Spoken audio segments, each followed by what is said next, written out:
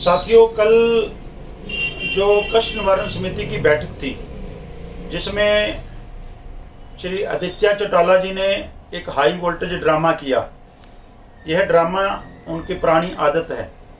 पहले भी जिला प्रधान रहते हुए वो भेड़ बकरियां लेकर म्यूनसिपल कमेटी के दफ्तर गए थे कि मेरी सुनवाई नहीं हो रही है, लोगों के काम नहीं हो रहे हैं।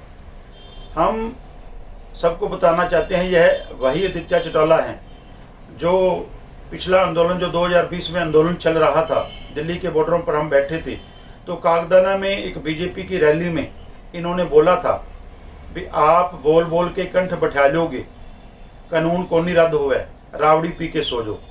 ये अपनी जो ऐसी बोलबानी से हमेशा विवादों में भी रहे हैं। तो अब कल इन्होंने एक नया ड्रामा रचा। इन्होंने कहा भी हमारे काम नहीं हो रहे हैं, जनता दुखी है, गांव वाले लोग दुखी हैं।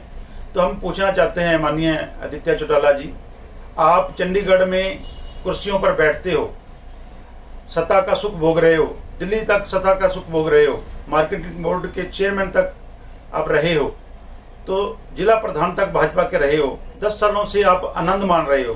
तो अब आपको पता है अब गांव में जाना है, लोगों के लिए वोटों के लिए जाना है, वोट लेनी है, फिर दोबारा कुर्सी के लिए आपने फिर संघर्ष करना है। तो आपने एक बात तो सच्ची कही कि अब वोट नहीं मिलेंगे, तो वाकई सच बात है।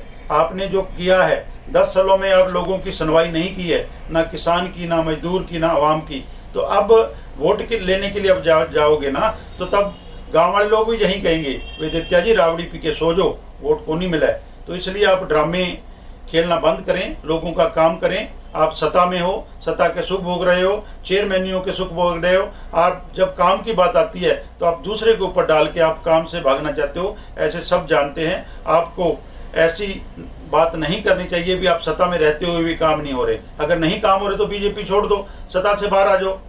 सत्ता के सुख भोगते हुए जनता का काम नहीं कर रहे तो आपकी नालायकी है, आपका निकम्मापन।